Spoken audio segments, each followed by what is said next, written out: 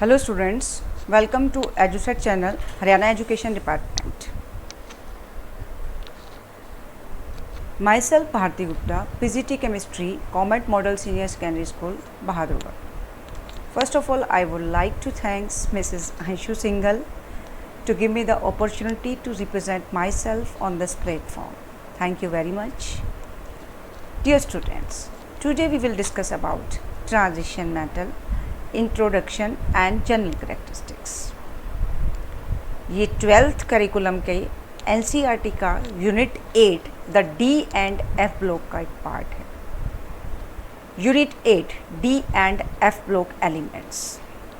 तो सबसे पहले हम ये डिस्कस करते हैं कि D and F block element इस चैप्टर को क्यों नाम दिया गया। सेकेंड हम डिस्कस करेंगे व्हाट आर ट्रांजिशन मेटल्स। ये समझने के लिए बच्चों हम लोग पीरियोडिक टेबल को देखते हैं। पीरियोडिक टेबल के बारे में आप लोग 11th क्लास में बहुत डिटेल में पढ़ कर आए हैं। पीरियोडिक टेबल को हमने 4 ब्लॉक्स में डिवाइड किया है। First 2 group, these are known as s block element.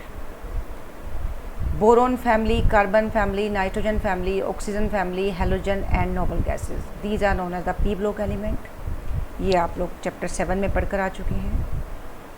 Scandium से लेकर जो कि ग्रुप 3 का पार्ट है, जिंक तक जो कि ग्रुप 12 का पार्ट है, these all are elements are known as d block elements. क्यों इनको डी ब्लॉक एलिमेंट बोला गया? क्योंकि लास्ट इलेक्ट्रॉन डी सबशेल में एंटर करता है। अगर हम लैंथेनम का एटॉमिक नंबर देखें तो ये 57 है, और लैंथेनम से जब हम 72 पर आते हैं, बीच के 14 एलिमेंट्स को हमने नीचे रखा है। इनको हम एफ ब्लॉक एलिमेंट बोलते हैं क्योंकि इनमें लास्ट इलेक्ट्रॉन एफ में एंटर करता है। लैंथेनॉइड के बाद सीरियम स्टार्ट हो जाता है, तो इस पूरी सीरीज़ को हम लैंथेनॉइड सीरीज़ बोलेंगे। एक्टिनियम के बाद थोरियम स्टार्ट होता है, इसलिए हम इस पूरी सीरीज़ को एक्टेनॉइड सीरीज़ बोलेंगे। तो पूरे टेबल के 4 ब्लॉक्स हैं, S block, D block, P block और एफ ब्लॉक। इस चैप्टर में हम 2 ब्लॉक डिस्कस करेंगे, डी ब्लॉक और एफ ब्लॉक। आज हम सिर्फ डी ब्लॉक के बारे में डिस्कस करते हैं। डी ब्लॉक को ट्रांजिशन एलिमेंट्स का नाम दिया गया है क्योंकि जब हम एस से पी ब्लॉक में मूव करेंगे तो हम किसके ऊपर से ट्रांजिट करके जाएंगे? डी ब्लॉक एलिमेंट्स के ऊपर से। That is why d block elements are known as transition elements. Now transition elements के बारे में पहले हम इसका इंट्रोडक्शन में ये पढ़ते हैं कि ट्रांजिशन एलिमेंट की पोजीशन क्या है पीरियोडिक टेबल में। अगर हम इसकी पोजीशन को चेक करें तो ट्रांजिशन एलिमेंट की पोजीशन एस और पी ब्लॉक के बीच में लाई करती है। ट्रांजिशन एलिमेंट्स को डी ब्लॉक क्यों बोला गया है? क्योंकि लास्ट इलेक्ट्रॉन डी में एंटर करता है, D orbital of penultimate energy level. Now what is the meaning of this penultimate energy level? अगर हम बात करते हैं कैल्शियम की, जबकि कैल्शियम का अगर हम देखें तो कैल्शियम का एटॉमिक नंबर 20 है, और कैल्शियम से इमीडिएट पहले नोबल गैस आती है आर्गन। 18 इलेक्ट्रॉन आर्गन में हैं, तो बाकी हमारे पास 2 इलेक्ट्रॉन बचते हैं। इन 2 इलेक्ट्रॉन को अगर हम फिल करें तो पोटाशियम में वो इलेक्ट्रॉन 4s में आ जाता है, और कैल्शियम में वो इलेक्ट्रॉन 4s में आ जाता है। कैल्शियम के बाद अगर हम बात करते हैं स्कैंडियम की, स्कैंडियम के पास 21 एटॉमिक नंबर है, तो स्कैंडियम का जो इलेक्ट्रॉन है वो 3d में एंटर करेगा, जबकि आउटर मोस्ट शेल 4s है। इलेक्ट्रॉन किस में एंटर कर रहा है? 3d। तो सेकंड लास्ट जो शेल है that is known as the penultimate energy level. 4s इसका आउटर मोस्ट है और 3d इसका पेनल्टीमेट एनर्जी लेवल है। लेकिन जब हमें इलेक्ट्रॉन बाहर निकालना है तो 4s से ही बाहर निकालेंगे। 4s के निकलने के बाद इलेक्ट्रॉन 3d से बाहर जाएगा। This is very much important. जबकि एस ब्लॉक और पी ब्लॉक में ऐसा नहीं था, वहाँ इलेक्ट्रॉन हमेशा आउटर मोस्ट से ही बाहर जाता था। यहाँ पे इलेक्ट्रॉन आउटर मोस्ट से भी बाहर जाएगा और पेनल्टीमेट एनर्जी लेवल से भी बाहर जाएगा। It occupies the position flank by S and P block के मिडल में लाई करता है। अगर हम ग्रुप की बात करें तो ये ग्रुप नंबर 3 से स्टार्ट होता है, और ग्रुप नंबर 12 यानी ये जो जिंक है ये 12 ग्रुप में आता है, 12 ग्रुप पे ख़त्म हो जाता है। अगर हम पीरियड्स की बात करें तो ये 3rd पीरियड है, ये 4th पीरियड है, ये सॉरी ये थर्ड पीरियड नहीं, ये फोर्थ पीरियड है, ये फिफ्थ पीरियड है, ये सिक्स पीरियड है और ये सेवन्थ पीरियड है। तो ये फोर्थ पीरियड से स्टार्ट होकर सेवन्थ पीरियड पर ख़त्म होता है। अगर हम ट्रांजिशन एलिमेंट्स की डेफिनेशन को समझें, ट्रांजिशन एलिमेंट वो एलिमेंट होते हैं which has incompletely filled D orbital in their ground state और in any one of its cation. इनका जो डी ऑर्बिटल होता है वो इनकम्प्लीटली फिल्ड होता है, either in their ground state और in any one of its cation. तो अगर अभी हम इलेक्ट्रॉनिक कॉन्फ़िगरेशन पर मूव करेंगे, तो जब आप इसका इलेक्ट्रॉनिक कॉन्फ़िगरेशन देख करेंगे तो आप लोग ऑब्जर्व करेंगे कि इनका जो डी ऑर्बिटल है वो फुली फिल्ड नहीं होता। लेकिन अगर हम जिंक, कैडमियम और मरकरी की बात करते हैं, जो कि ग्रुप नंबर 12 के एलिमेंट्स हैं, इनका अगर हम इलेक्ट्रॉनिक कॉन्फ़िगरेशन देखें, जैसे जिंक का अगर हम इलेक्ट्रॉनिक कॉन्फ़िगरेशन लिखते हैं, इट इज़ 4s2 3d10। ये इसका जो डी है वो फुली फिल्ड है। और जिंक की मोस्ट कॉमन ऑक्सीडेशन स्टेट +2 होती है। +2 में भी जो इलेक्ट्रॉन है वो 4s से जाएगा, तो भी इसका जो 3d है वो क्या रहता है, फुली फिल्ड रहता है। इसलिए जिंक, कैडमियम और मरकरी को ट्रू ट्रांजिशन एलिमेंट्स नहीं बोला जाता। And this is very much important question. Zinc, cadmium और मरकरी को ट्रांजिशन एलिमेंट क्यों नहीं बोलते? क्योंकि इनका डी ऑर्बिटल फुली फिल्ड होता है ग्राउंड स्टेट में भी और इनकी कैटायनिक स्टेट में भी। अब हम इलेक्ट्रॉनिक कॉन्फ़िगरेशन की बात करते हैं, तो ट्रांजिशन एटल का जनरल इलेक्ट्रॉनिक कॉन्फ़िगरेशन होता है n-1 penultimate energy level. This is penultimate energy level and this is the outer most energy level.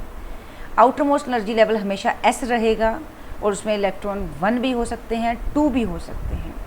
Penultimate energy level हमेशा d रहेगा, उसमें मिनिमम इलेक्ट्रॉन 1 होंगे और मैक्सिमम 10 होंगे। ये एक जनरल इलेक्ट्रॉनिक कॉन्फ़िगरेशन है ट्रांजिशन मेटल्स का। ट्रांजिशन मेटल, अगर हम इसके पीरियोडिक टेबल को देखते हैं, तो ट्रांजिशन मेटल्स के अंदर 3 सीरीज़ आती हैं। पहली सीरीज़ इसको बोलते हैं फर्स्ट ट्रांजिशन सीरीज़, जो कि स्कैंडियम से स्टार्ट होकर जिंक पर ख़त्म होती है। फर्स्ट ट्रांजिशन सीरीज़, इसमें लास्ट इलेक्ट्रॉन 3D में एंटर करेगा। सेकेंड ट्रांजिशन सीरीज़ इट्रियम से स्टार्ट होकर कैडमियम पर ख़त्म होती है, इसमें इलेक्ट्रॉन 4D में एंटर करेगा। थर्ड ट्रांजिशन सीरीज़ लेंथेनम से स्टार्ट होती है, लेकिन बीच के जो 14 एलिमेंट्स हैं उनको हमने नीचे रखा है। तो लेंथेनम के बाद नेक्स्ट एलिमेंट होफनियम से स्टार्ट होकर ये मरकरी पे ख़त्म होती है, इसमें लास्ट इलेक्ट्रॉन 5D में एंटर करता है। लास्ट जो ट्रांजिशन सीरीज़ है, जिसको फोर्थ ट्रांजिशन सीरीज़ में है, ये इनकम्प्लीट है। अभी इसमें बहुत सारे एलिमेंट्स हैं जिनके बारे में डिटेल्ड इन्फॉर्मेशन नहीं है, तो हम फोर्थ ट्रांजिशन सीरीज़ को डिस्कस नहीं करेंगे। हमारा जो मेन फोकस है वो 3D सीरीज़ के ऊपर रहेगा, जो कि स्कैंडियम से स्टार्ट होकर जिंक पर ख़त्म होती है। अब हम अगर इलेक्ट्रॉनिक कॉन्फ़िगरेशन की बात करते हैं, तो सबसे पहले हम स्कैंडियम का इलेक्ट्रॉनिक कॉन्फ़िगरेशन लिखते हैं। स्कैंडियम का एटॉमिक नंबर 21 है। इससे पहले नोबल गैस आर्गन आती है, तो हमने 18 इलेक्ट्रॉन को छोड़ दिया, बाकी इलेक्ट्रॉन हमारे पास 3 हैं। इन 3 इलेक्ट्रॉन में से 2 इलेक्ट्रॉन हम 4s में फिल करेंगे और 1 इलेक्ट्रॉन 3D में फिल करेंगे। तो जैसे जैसे एटॉमिक नंबर बढ़ता जाएगा, 3D जो ऑर्बिटल है वो प्रोग्रेसिवली फिल होता चला जाएगा। 3D में 2 हो गए, 3D में 3 हैं। लेकिन अगर हम क्रोमियम की बात करें, क्रोमियम जो है उसमें 1 इलेक्ट्रॉन 4s से कहाँ शिफ्ट हो रहा है, 3D। रीज़न, जब क्रोमियम से 3D में वो शिफ्ट होता है तो D जो होता है वो हाफ फिल्ड हो जाता है। And half filled and fully filled electronic configurations are more stable. Similar story हम कॉपर में भी देख सकते हैं। कॉपर में भी 1 इलेक्ट्रॉन 4s से 3D में शिफ्ट हो जाता है। तो ये क्रोमियम और कॉपर एक्सेप्शनल कॉन्फ़िगरेशन है जो ऑफबाउ रूल को फॉलो नहीं करते हैं। इसमें 1 इलेक्ट्रॉन 4s से 3D में इसलिए शिफ्ट हो जाता है क्योंकि दोनों का एनर्जी डिफरेंस बहुत ही कम होता है। And half filled and fully filled configurations are more stable. इस टाइप का जो एक्सेप्शनल है वो हम सेकेंड सीरीज़ में भी देख सकते हैं। जैसे नियोबियम के केस में इलेक्ट्रॉन 5s से 4D में शिफ्ट हो रहा है, मोलिब्डेनम में शिफ्ट हो रहा है, टेक्नीशियम में शिफ्ट हो रहा है। तो यहाँ पे सभी में इलेक्ट्रॉन शिफ्ट हो रहा है। प्लेडियम में तो 0 ही हो गया, पूरा का पूरा 5s शिफ्ट हो रहा है 4D। So these are the exceptional configuration. While in case of third transition series में भी आपको एक्सेप्शन दिख जाएंगे, like in case of platinum और गोल्ड इलेक्ट्रॉन शिफ्ट हो रहा है 6s से 5D में। तो अगर हम इलेक्ट्रॉनिक कॉन्फ़िगरेशन की बात करते हैं outer most energy level 4s है और पेनल्टीमेट एनर्जी लेवल 3d है। इलेक्ट्रॉन 3d में एंटर करेगा, लेकिन जब बाहर निकालेंगे तो हम इसको कहाँ से बाहर निकालेंगे, 4s से बाहर निकालते हैं। तो ये भी आप ऑब्जर्व कर रहे हैं कि इनका d ऑर्बिटल फुली फिल्ड नहीं है, that is why they are transition metals. But in case of copper it is fully filled, but copper exist in the ionic state, it form copper 2+। जब हम copper 2+ की बात करते हैं तो एक इलेक्ट्रॉन हम 4s से रिमूव करेंगे, एक 3d से, तो उसके 3d में 9 इलेक्ट्रॉन बच जाएंगे। सो ये फुली फिल्ड नहीं है, that is why it is a transition element. लेकिन जिंक का मोस्ट कॉमन ऑक्सीडेशन स्टेट +2 है, और +2 स्टेट में जिंक के दोनों इलेक्ट्रॉन अगर हम 4s से निकाल देते हैं तो इसका d ऑर्बिटल फुली फिल हो जाता है। So zinc, cadmium and mercury, they are not true transition element. So this is about the electronic configuration. Next हम डिस्कस कर रहे हैं फिजिकल प्रॉपर्टीज़। फिजिकल प्रॉपर्टीज़ में हम सबसे पहली प्रॉपर्टी डिस्कस कर रहे हैं density, melting and boiling point, enthalpy of atomization, और even you can say hardness. These all properties are inter related. अगर कोई मेटल डेंस ज़्यादा है तो वो हार्ड भी ज़्यादा होगी, और अगर वो हार्ड है तो उसका मेल्टिंग एंड बॉइलिंग पॉइंट भी ज़्यादा होगा, और अगर मेल्टिंग एंड बॉइलिंग पॉइंट ज़्यादा है तो उसको एटम में कन्वर्ट करने के लिए हमें ज़्यादा हीट देनी पड़ेगी, उसका एंथैल्पी ऑफ एटोमाइजेशन भी ज़्यादा होगा। अगर हम ट्रांजिशन मेटल को s ब्लॉक से कंपेयर करते हैं, they are much harder and have high melting and boiling point then s block है। s ब्लॉक से ज़्यादा हार्ड भी होती हैं, जैसे सोडियम और पोटाशियम को आप ब्लेड से कट कर सकते हो, लेकिन आयरन के बारे में तो हम इमेजिन नहीं कर सकते कि हम इसको कट भी कर सकते हैं। So these are much harder. This is due to smaller size. इसका रीज़न क्या है, ये हार्ड मेटल क्यों है, क्योंकि जब हम लेफ़्ट टू राइट मूव करते हैं तो साइज़ डिक्रीज़ होता चला जाता है। s ब्लॉक एलिमेंट्स के साइज़ बड़े होते हैं और इनके साइज़ छोटे होते हैं। दूसरी बात, s ब्लॉक एलिमेंट में सिर्फ s इलेक्ट्रॉन ही बॉन्डिंग बनाने में हेल्प करते हैं, यहाँ पे s as well as penultimate d orbital भी इलेक्ट्रॉन बॉन्डिंग बनाने में हेल्प करते हैं। तो ज़्यादा इलेक्ट्रॉन होने की वजह से इनका जो मेटेलिक बॉन्ड है वो बहुत स्ट्रॉन्ग हो जाता है, और मेटेलिक बॉन्ड स्ट्रॉन्ग होने से they are more denser, they are more harder, they have high melting point, boiling point, and they have high enthalpy of atomization. अब अगर हम ट्रेंड की बात करें, लेफ़्ट टू राइट की बात करें, अगर हम इस ग्राफ को देखें, left to right melting and boiling point first increases up to chromium, it increases, then there is sudden decrease, again increases, उसके बाद almost melting and boiling point constant है, और लास्ट में आकर ये बहुत ज़्यादा डिक्रीज़ हो जाता है। अभी मैंने बताया melting and boiling point depend upon the number of valence electrons, क्योंकि डी ब्लॉक एलिमेंट में outer most as well as penultimate energy level दोनों के ही इलेक्ट्रॉन बॉन्डिंग में पार्टिसिपेट करते हैं, इसलिए ट्रांजिशन मेटल्स के अंदर मेटेलिक बॉन्ड ज़्यादा स्ट्रॉन्ग होता है। लेकिन टाइटेनियम से क्रोमियम तक अनपेयर्ड इलेक्ट्रॉन का नंबर बढ़ता चला जाता है। क्रोमियम के बाद नहीं, इवन मैंगनीज के बाद इलेक्ट्रॉन की पेयरिंग होनी शुरू हो जाती है। इलेक्ट्रॉन की पेयरिंग होने से मेटेलिक बॉन्ड वीक होता चला जाता है। तो क्रोमियम तक अनपेयर्ड इलेक्ट्रॉन मैक्सिमम होते हैं, 6 अनपेयर्ड इलेक्ट्रॉन हैं। अनपेयर्ड इलेक्ट्रॉन ज़्यादा होने से मेटेलिक बॉन्ड भी स्ट्रॉन्ग है, और इसीलिए melting and boiling point increase हो रहा है। मैग्नीज का डिक्रीज़ नहीं होना चाहिए था इतना, इसका रीज़न अभी तक फाइंड आउट नहीं हुआ। उसके बाद पेयरिंग स्टार्ट हो जाती है, इसलिए melting and boiling point decrease होता चला जाता है, और जिंक पे आकर सारे इलेक्ट्रॉन पेयर हो जाते हैं, तो मेटेलिक बॉन्ड बहुत ही वीक हो जाता है। तो मेटेलिक बॉन्ड का रीज़न है नंबर ऑफ अनपेयर्ड इलेक्ट्रॉन। ज़्यादा अनपेयर्ड इलेक्ट्रॉन है तो मेटेलिक बॉन्ड भी स्ट्रॉन्ग हो। सो लेफ़्ट टू राइट जब तक अनपेयर्ड इलेक्ट्रॉन बढ़ते हैं, मेटेलिक बॉन्ड स्ट्रॉन्ग होता चला जाता है। और अगर हम डाउन द ग्रुप बात करें, फर्स्ट सीरीज़ की, सेकेंड सीरीज़ की और थर्ड सीरीज़ की, तो थर्ड सीरीज़ के मेल्टिंग पॉइंट सबसे ज़्यादा है, क्योंकि जब हम ग्रुप में नीचे की तरफ आते हैं तो मास बढ़ जाता है। मास बढ़ने से वो ज़्यादा डेंस हो जाती है, इसलिए उनके मेल्टिंग एंड बॉइलिंग पॉइंट बढ़ते हैं। लेकिन अगर हम ट्रेंड की बात करें तो लेफ़्ट टू राइट में तीनों में सेम ट्रेंड फॉलो होता है। First it increases, then it decreases, and melting point, density, hardness, enthalpy of atomization all are inter related. अगर यही ग्राफ हम एंथैल्पी ऑफ एटोमाइजेशन के लिए प्लॉट करते हैं तो सेम ट्रेंड को फॉलो करता है।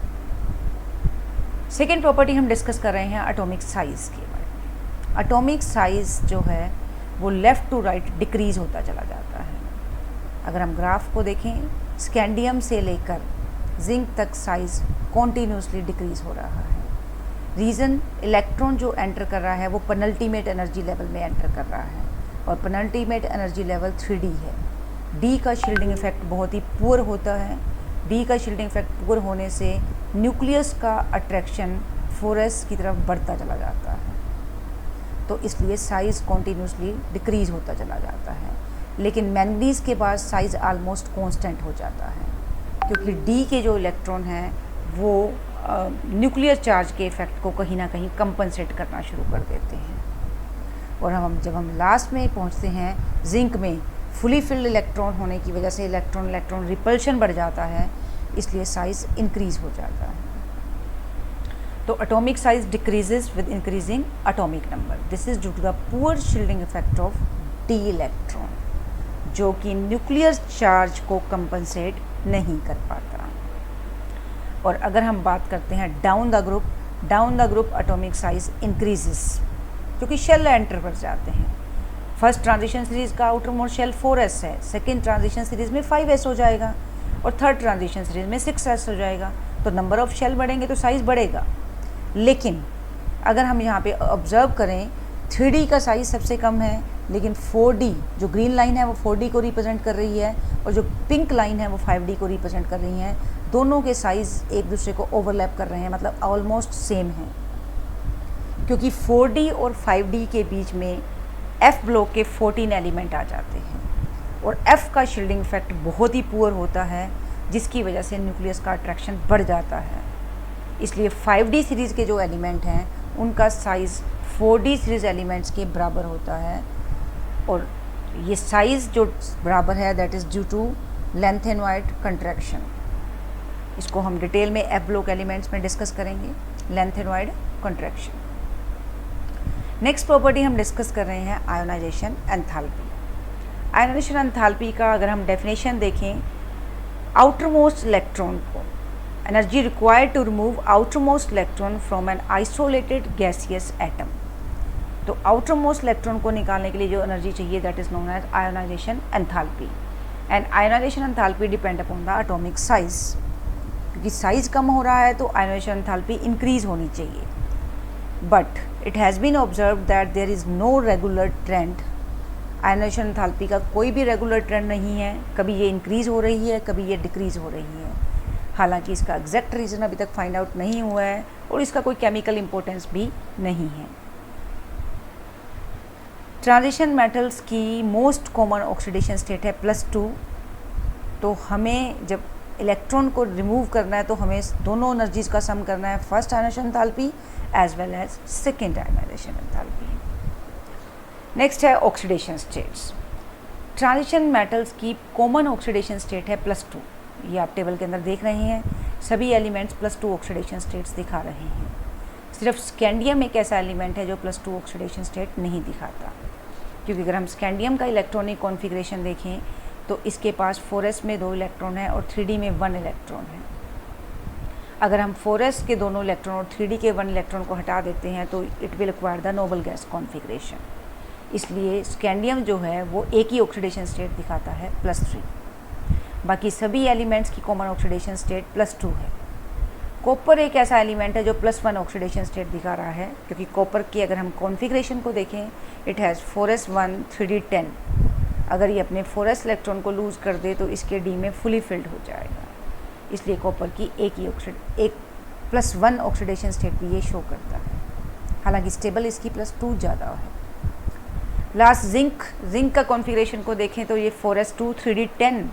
अगर ये अपने दोनों इलेक्ट्रॉन को लूज़ कर दे तो इसका डी फुली फिल्ड हो जाता है। तो जिंक की भी एक ही ऑक्सीडेशन स्टेट है +2। जितना अनपेयर इलेक्ट्रॉन बढ़ता चला जाएगा ऑक्सीडेशन स्टेट्स भी बढ़ती चली जाएंगी। मैग्नीज़ के अंदर मैक्सिमम अनपेयर इलेक्ट्रॉन है, तो मैग्नीज़ के अंदर मैक्सिमम वैरायटी भी है ऑक्सीडेशन स्टेट्स। उसके बाद इलेक्ट्रॉन की पेयरिंग हो जाती है तो ऑक्सीडेशन स्टेट के अंदर जो वैरायटी है वो भी कम होती चली जाती है। Manganese +2 is highly stable. अगर हम +2 की स्टेबिलिटी को कंपेयर करते हैं तो मैग्नीज +2 इज़ हाईली स्टेबल, क्योंकि मैग्नीज का कॉन्फ़िगरेशन है 4s2 3d5। अगर ये अपने दोनों इलेक्ट्रॉन को लूज़ कर दे तो ये हाफ फिल्ड कॉन्फ़िगरेशन एक्वायर कर लेता है। अब अगर हम डाउन द ग्रुप बात करते हैं, जैसा कि पी ब्लॉक में आप पढ़ कर आए हो, डाउन द ग्रुप जब हम मूव करते हैं तो lower oxidation state becomes more stable due to inert pair effect, जबकि वो जो इनर्ट पेयर इफेक्ट है वो यहाँ पर अप्लाई नहीं होता। जैसा कि अगर हम ग्रुप 6 में कंपेयर करते हैं, 6 ग्रुप में 3 एलिमेंट है, क्रोमियम के बाद है टंगस्टन और मोलिब्डेनम। तीनों ही एलिमेंट +6 ऑक्सीडेशन स्टेट दिखाते हैं, लेकिन क्रोमियम +6 इज़ लेस स्टेबल, जबकि मोलिब्डेनम और टंगस्टन का +6 ज़्यादा स्टेबल होता है। ये एक चीज़ इसको पी ब्लॉक से अलग करती है। पी ब्लॉक में हायर ऑक्सीडेशन स्टेट की स्टेबिलिटी कम होती जाती है डाउन द ग्रुप, जबकि डी ब्लॉक में down the group higher oxidation state की स्टेबिलिटी बढ़ती चली जाती है। ट्रांजिशन मेटल्स कभी कभी जीरो ऑक्सीडेशन स्टेट भी दिखाते हैं जब ये कम्प्लेक्स कंपाउंड बनाते हैं, जो हम नेक्स्ट चैप्टर में पढ़ेंगे कोऑर्डिनेशन कंपाउंड्स के अंदर। So this is about the oxidation state. Next जो हम पढ़ रहे हैं that is about the electrode potential. Electrode potential को आप डिफाइन कर सकते हैं, potential of an metal to reduce. तो इलेक्ट्रोड पोटेंशियल के अगर हम ग्राफ को देखें, there is no regular trend, it increases then decreases again increases then decreases. Now what is the reason behind this? Electrode potential depend upon ionization enthalpy, and as I have already told, there is no trend for ionization enthalpy, so there is no trend for electrode potential. Copper is the only metal, अगर हम electrode potential को देखें तो सभी का जो electrode potential है वो माइनस होता है। सिर्फ कॉपर एक ऐसी मेटल है जिसका इलेक्ट्रोड पोटेंशियल पॉजिटिव होता है। रीज़न इलेक्ट्रोड पोटेंशियल क्यों पॉजिटिव होता है? क्योंकि कॉपर के केस में यहाँ देखिए, जैसे कॉपर का इलेक्ट्रोड पोटेंशियल 0 से ऊपर जा रहा है, बाकी सभी जो मेटल्स हैं उनका इलेक्ट्रोड पोटेंशियल 0 से नीचे है, माइनस में है। 0 से ऊपर इसलिए जा रहा है, प्लस इसलिए जा रहा है because electrode potential depend upon 3 factor: ionisation enthalpy, hydration enthalpy and enthalpy of atomization. Copper के केस में एंथैल्पी ऑफ एटोमाइजेशन ज़्यादा होती है, बट हाइड्रेशन एंथैल्पी लो होती है, इसीलिए कॉपर की ई नोट वैल्यू पॉजिटिव है। और अगर हम ग्राफ में देखते हैं, अगर हम माइनस साइन को नहीं देखते हैं तो सबसे नीचे ग्राफ में मैंगनीज आता है। मैंगनीज की जो ई नोट वैल्यू है वो हाईएस्ट मीन्स सबसे ज़्यादा नेगेटिव होती है। नेगेटिव क्यों है? क्योंकि मैंगनीज 2+ इज़ हाईली स्टेबल, तो वो रिड्यूस होना ही नहीं चाहता। रिड्यूस नहीं होना चाहता, इसलिए उसकी ई नोट वैल्यू जो है वो हाईएस्ट नेगेटिव होती है। सो इलेक्ट्रोड पोटेंशियल का भी कोई रेगुलर ट्रेंड नहीं है, because it depend upon the ionisation enthalpy. Magnetic properties की अगर हम बात करें तो all transition metals are paramagnetic. Paramagnetism इसमें क्यों है? That is due to the presence of large number of unpaired electron. अभी हमने डिस्कस किया ट्रांजिशन मेटल्स का, जब हमने इलेक्ट्रॉनिक कॉन्फ़िगरेशन देखा, इनके पास अनपेयर्ड इलेक्ट्रॉन बहुत ज़्यादा होते हैं, that is why they are paramagnetic. Transition metals जो होते हैं वो पैरामैग्नेटिज्म शो करते हैं, और उस पैरामैग्नेटिज्म को हम मेज़र कर सकते हैं by the spin only formula. Spin only formula से हम मैग्नेटिक मोमेंट म्यू कैलकुलेट कर सकते हैं। Mu is equal to n+2 under root. n is the number of unpaired electron. Unpaired electron ज़्यादा होंगे तो मैग्नेटिक मोमेंट भी ज़्यादा होगा। नेक्स्ट एक प्रॉपर्टी है ट्रांजिशन मेटल्स, जो आयंस हैं ट्रांजिशन मेटल के, दे आर कलर्ड। जैसे आपने कॉपर सल्फेट देखा है, दैट इज़ ब्लू कलर्ड। तो सभी ट्रांजिशन मेटल जो आयन हैं दे show different colour because transition metals have unpaired electron and these electrons jump from the low energy d orbital to the high energy d orbital by absorbing light from the visible region। क्योंकि transition metals के पास d orbitals हैं और उन d orbitals में unpaired electron हैं, तो ये जो अनपेयर्ड इलेक्ट्रॉन हैं ये जब जंप करते हैं लोअर d से हायर d की तरफ, ये विजिबल रीजन से लाइट को एब्जॉर्ब करते हैं।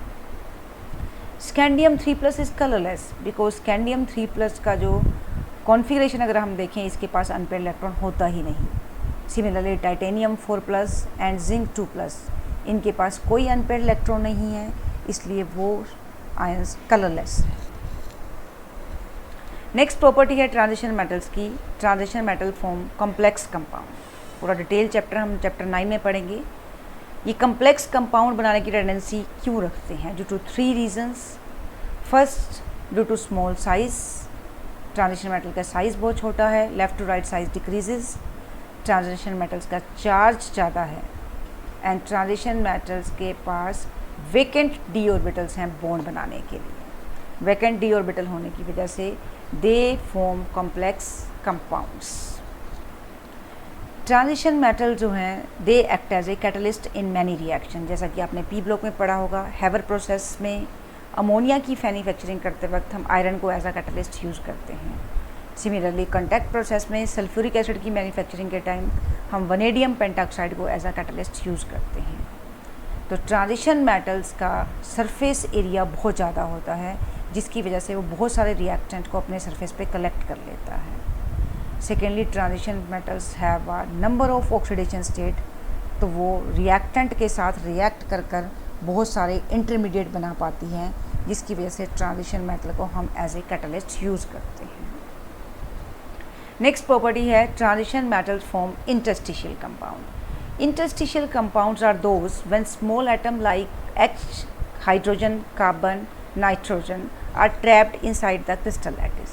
हमने सॉलिड स्टेट में पढ़ा कि जब भी कोई मेटल या सॉलिड स्टेट में होता है तो उसके अंदर बहुत सारे वॉइड्स क्रिएट हो जाते हैं, टेट्राहेड्रल वॉइड और ऑक्टाहेड्रल वॉइड। और अगर इन ऑक्टाहेड्रल या टेट्राहेड्रल वॉइड में हम किसी स्मॉल एटम को ट्रैप करते हैं तो ये इंटरस्टिशियल कंपाउंड्स बनाते हैं। ना क्वेश्चन है इंटरस्टिशियल कंपाउंड बनाने की नीड क्या है? इंटरस्टिशियल कंपाउंड जो होते हैं वो ज़्यादा हार्ड होते हैं, कम रिएक्टिव होते हैं। जैसे अगर हम बात करें आयरन और स्टील की, तो हम बर्तन बनाने के लिए स्टील को ज़्यादा प्रेफर करते हैं क्योंकि स्टील में रस्टिंग नहीं होता। Steel is an interstitial compound. Iron के अंदर कार्बन की मिक्सिंग करके स्टील पर प्रिपेयर किया जाता है। तो ट्रांजिशन मेटल्स के पास बहुत सारे वेकेंट स्पेसिस होते हैं जिनमें हम स्मॉल एटम्स को डाल सकते हैं, इसलिए ट्रांजिशन मेटल जो हैं वो इंटरस्टिशियल कंपाउंड बनाने की टेंडेंसी रखते हैं। लास्ट एक प्रॉपर्टी ट्रांजिशन मेटल्स की, हमने एटॉमिक साइज़ में पढ़ा कि जब हम लेफ़्ट टू राइट मूव करते हैं, first of all atomic size decreasing, later on it becomes constant. तो ट्रांजिशन मेटल के साइज सिमिलर होने की वजह से वो अलॉय बनाने की टेंडेंसी रखते हैं, क्योंकि हम किसी भी एक मेटल एटम को हटाकर उसकी जगह दूसरा एटम डाल सकते हैं। जैसे ब्रास या ब्रोंज बहुत कॉमन अलॉय हैं ट्रांजिशन मेटल्स के। ट्रांजिशन मेटल्स की अलॉय बनाने की जो टेंडेंसी है वो किसी और मेटल में इतनी ज़्यादा नहीं होती। So these are the general characteristics of the transition metal. तो अगर हम इसका एक ज़रा क्विक रिव्यू लें तो ट्रांजिशन मेटल्स की मेजर प्रॉपर्टीज़ हैं।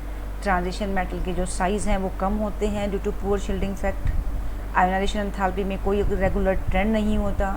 Transition metal show variable oxidation state, but the most common oxidation state is +2। Transition metal has no regular trend of electrode potential, but all transition metal have negative electrode potential except copper.